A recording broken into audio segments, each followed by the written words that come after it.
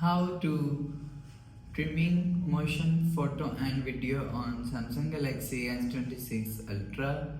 So let's start the video. First of all, go to app library. Now here, so click on gallery app. Now here click on folder and click on picture. And click on video. So click on this edit icon. So after click on this edit icon, so go back